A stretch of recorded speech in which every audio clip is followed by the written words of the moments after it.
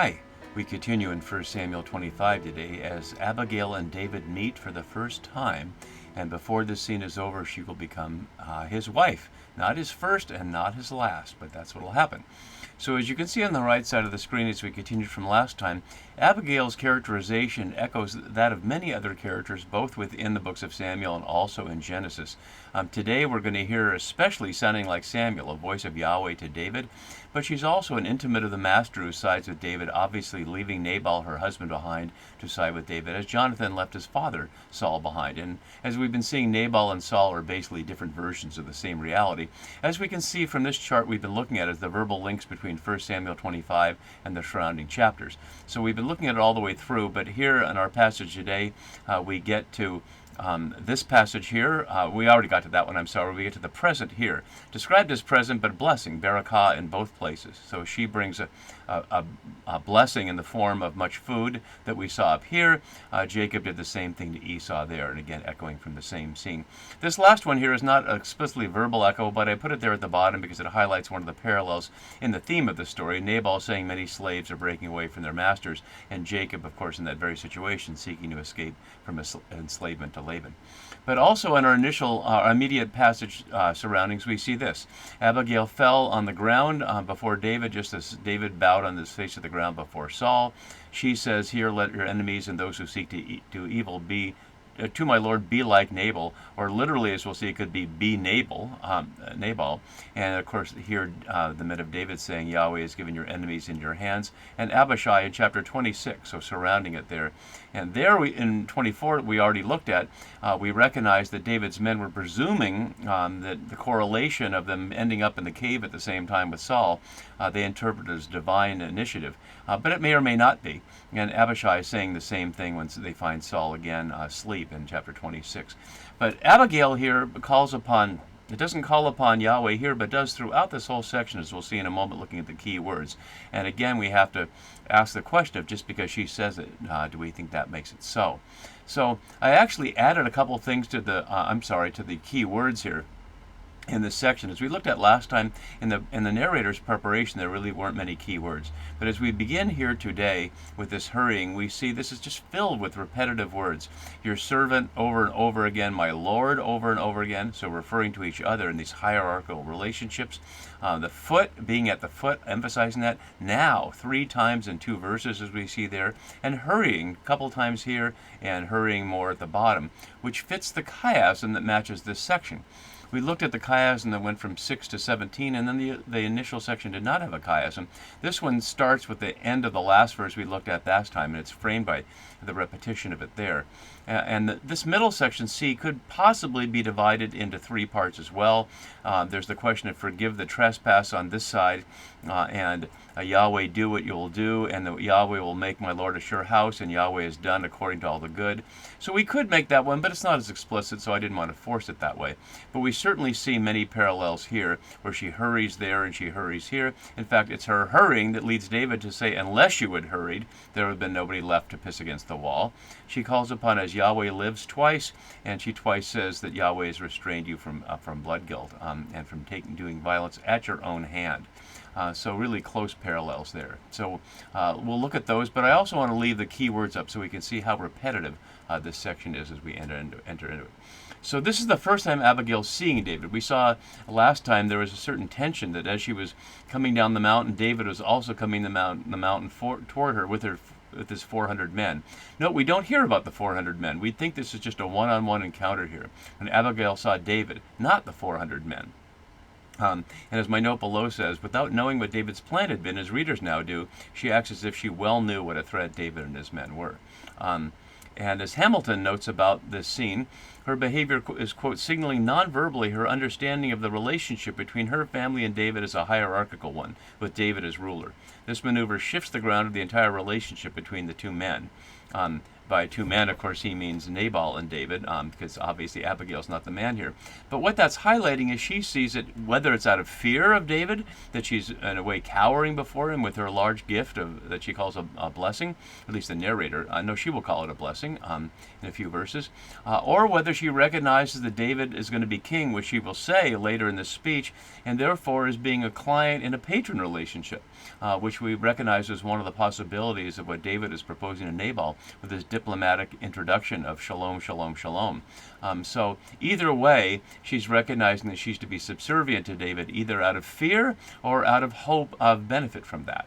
So she hurried and alighted, or literally just got down from her donkey, fell before David. Notice it's repeated twice. Fell before David on her face, bowing to the ground, and fell at his feet. The only word that's actually repeated here is fell, so it's not exactly a chiasm, but we see it's repeated. As we noted in chapter 24, there were several of these little ABA things where something was repeated and then a little piece in the middle there. But plainly it's for the emphasis that if you missed it one time, she's at his feet, bowing to the ground, as David did before Saul. And then she starts off this way. And before we do, let's note Fackelman's notes here about the speech structure.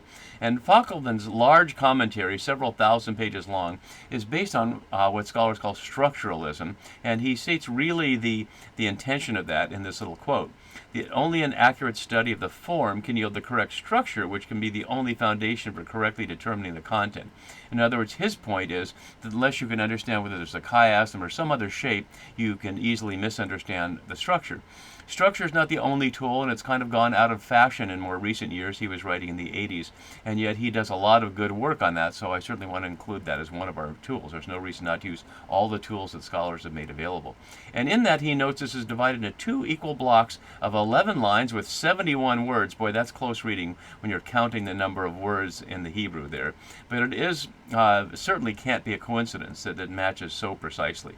So in addition to the chiasm that shapes the larger picture here, he's just showing this in the smaller picture from 24b to 31. And so today we're going to go just up to the beginning of 28. I won't divide the video by the verse as he does. And of course the verses weren't original, but there's an easy break there. So there's one half here about the past and one about the future. But we'll also see there's a lot about the present with the now, now, now, now repeated throughout. So upon me alone, my Lord, be the guilt. And as my note below says, a confession even before the formal repeated entreaty to David to listen to her. It contrasts with the disclaimer in 25d. But what is the guilt? At this point, we don't have any reason to think that there's any guilt on her behalf. And to the extent that there's any guilt on Nabal's behalf, well, what exactly did he do that she thinks there's guilt here? Because David hasn't done anything yet at all. He hasn't even met Nabal, let alone spoken to him or done any violence to him. So in many ways, as scholars have noted, she's talking about it's a done deal, or as if it's an imminent deal, something that hasn't yet happened yet. So, my Lord, be the guilt here, or the iniquity, aeon here. It's used quite a number of times in Samuel, and I chose not to make a chart of that because it's a whole wide variety of contexts. But it's not the same. There are different words for guilt, as we'll see. So this is the iniquity, which is something similar to chatat for sin. And she uses please 3 times in here, in these verses. So, again, one of the repetitive words, I didn't call that a key word because it's just 3 times, but it's all in this short little 5-verse section here. So, please let your servant speak in your ears. One of the rare times the ORSV translates literally the Hebrew idiom there. I'll note that here she uses amma, and later she'll use a different word, and that's important, although the translation doesn't note the difference, so I'll point it out to you. Amma is the generic word for a female slave, as Hannah was, and we'll see it with others, as Hagar was, as my note below says in Genesis. So that would just simply indicate the subservience of someone speaking to a master, as she repeatedly and insistently calls him my Lord, as you can see how many times in this speech here.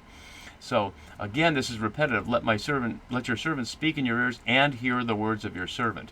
So let me speak and please listen. And then we'll scroll down so we can see some more of the rest of her section here. As my note says on this verse, Fackelman again notes it is impossible to imagine any more destructive rejection of her husband by Abigail. And my note below says, her argument to David not to kill Nabal because he is a fool parallels David's own story to Saul about not killing him because he is Yahweh's Messiah. So in that case, we could say, don't kill him because Saul is a foolish Messiah. And there's something to that too, especially we'll see in chapter 26. So do not take seriously this ill-natured fellow covers over a number of things. So do not put, please, this out of the heart. Please, my Lord, put out of your heart. There's a negative, but I translate it as a positive. So in other words, don't keep him in your heart. The point being, don't think about him any further at all. Just don't take him at all as something you should bother with. Ill-natured covers over the second use of Belial here, so that's what we saw earlier is a son of Belial, somebody who's completely worthless. And note again, repeated here, in a lot of fun in the Hebrew, this worthless person Nabal, for as his name is, so is he. Nabal is his name, and folly is with him. Notice again a little ABA thing there. But we notice from the Hebrew here, Nabal Shemo and Abala Emo, Nabal's harmlessness is immortalized in the literature by Abigail satirizing it. And as Ellen van Wolde translates nicely, presumably best translated, he is a bloody idiot. Now, she's Dutch, and so she's writing in Dutch, and it's translated by somebody else into English, but there it is, a bloody idiot. So that's, when you say that about your husband in repeated language, you know you're disclaiming him altogether, which might make you wonder why she was with him in the first place, but we never hear their backstory. But I, your servant, and as Falkman notes again here, this sentence is the only plain information of the first half, nay, of the entire speech, and occupies the pivot position, and includes the only indicative verb in the first block. So other things are about the past or possibilities, and here it is, I did not see the young men of my Lord whom you sent. And that's the first time we're clear about that she wasn't there when the young men came to Nabal. She might have been in the background, but she didn't know anything about it. She must have known something about it, but she only knows because her young men came to her saying his young men came to them. So she got it third hand, and now she's reporting that to highlight that she didn't know about it, and yet she's suggesting that the guilt is on her. So again with the now then, notice the now repeatedly over and over again. As Van Wolde adds again, she represents Samuel, as is shown by the words that only a prophet would use. She knows Yahweh's intentions with regard to David. She alludes to words David thought before, as recorded in verse 22, and she endows him with the status of a leader. Which is to say, we heard David's private speech last time of his saying it was vain to protect that man, and now nobody shall live. Not one of those males pissing against the wall shall live. That part right there. So now she goes on. Now then, my Lord, as Yahweh lives, and as you yourself live, an interesting parallel there. Falkman adds below, she does not use the negative introduction of self-cursing as David did when he decided to kill, which is to say, may God do to so-and-so to David. And notice it was Elohim there, and she's all Yahweh. But starts with the positive formulation because she is concerned with survival. And as Diana Edelman notes below, a counter oath to David's in verse 22 is here in verse 26. So as Yahweh lives and you yourself live, since Yahweh has restrained you from blood guilt. And notice yet again a character attributing to Yahweh an action here that's ambiguous in the text. Has Yahweh restrained him from blood guilt? Or has he just not gotten there yet? Or is it Abigail who in this very act is doing the restraining, and she's claiming that she is the voice of Yahweh? Even though that's of course not what she would say, and would never say that out loud. But as we as readers have to imagine that that's certainly a possibility. Falkman notes about the verb has restrained you here, menaka, in the perfect tense, underscoring her rhetorical claim that David has completely given up seeking revenge, even before she completes her speech. And down below here, and this is Van Wolde too, even though I made a typo there, it should be EVW. She speaks as if something still to be realized has already taken place, as is marked by the quaddle form here, has kept you. So really underscoring whether that's, she knows it won't happen, or by stating as the past tense, she's putting rhetorical pressure so that he would not violate what she's stating is a done deal, that Yahweh has restrained you. You're not going to go against Yahweh and do it anyway, are you? So from blood guilt, literally from coming into bloods. And both in Hebrew and Greek, the plural for blood means bloodshed or blood guilt. Imata in the Septuagint in Greek, but singular here. So it's literally singular here. Plural here. Singular in the Septuagint, but plural in the Septuagint in verse 33. That's what I meant to say. So sorry for getting that wrong. So the plural for blood implies blood guilt or bloodshed. Restrained you from it, and from taking vengeance, which is really not a good translation here. It's not about vengeance. It's about deliverance. And as we see the word here, 15 times it's used, and almost all other as save or rescue. So we could translate this as, and providing deliverance by your hand, which really underscores the parallel with Saul. Because against Nabal it would be vengeance for the insult, but against Saul it would be deliverance from the king who refuses to give up, given that David is now Yahweh's anointed king. So there's an element again of the connection with Saul. And this is also certainly one. Now let your enemies and those who seek to do evil to my Lord be like Nabal. And echoing as we saw earlier. Shields notes below, what is she wishing for here? This is almost a curse of Nabal as well as a curse of David's enemies. Is she letting her true feelings slip, namely that she really wishes that Nabal would die? And that may well be the case. And like Nabal here, as von Wolde notes, she draws a parallel and implicitly suggests that Saul will fare like Nabal. But again, in the Hebrew, it's even closer to seek to do evil to my Lord, be Nabal. Be a fool or be him himself, underscoring the parallel there. So, and another and now. Notice the now, and now, as if each of these is drawing a conclusion. Von Wolde adds here that this now lights up differently some earlier phrases presented by Abigail, presenting the present, past, and future, narrated as if past, what Yahweh will do for David and to Nabal. Then the quaddle form, as we saw here, in he has kept you from shedding blood, should be read as a past tense that refers to the actions described in 1 Samuel 24, namely David refusing to kill Saul after he'd cut off the corner of his cloak. So the text is getting as close as it can to saying, without saying it explicitly, that Nabal represents Saul here. And so now let this blessing, both here and in 30:26, the only times it's used in 1 Samuel, highlighting that, but matching the verb bless at 14, as we saw in the mouth of Nabal's servants there.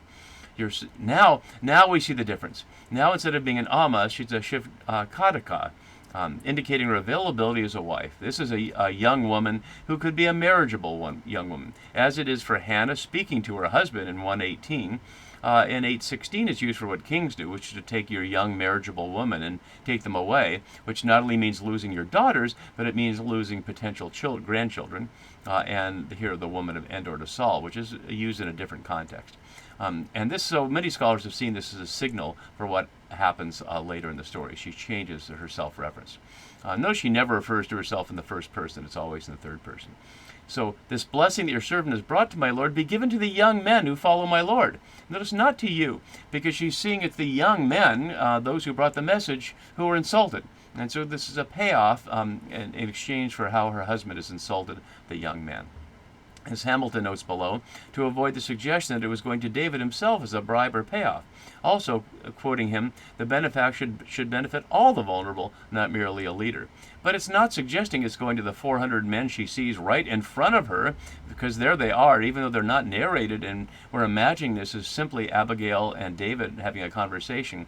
As you can see from at least one artistic image here, there's certainly a large crowd there. But she just ignores them and is apparently not intimidated by them either. Given to the young men who follow my Lord, or literally who walk at the foot of, highlighting the foot as a key word here. And so that's where we'll stop now, and we'll pick up the second half as she gives David a prophetic indication of what will happen to resolve the question that's been on us for these 3 chapters. We'll see that next time. See you then. Bye-bye.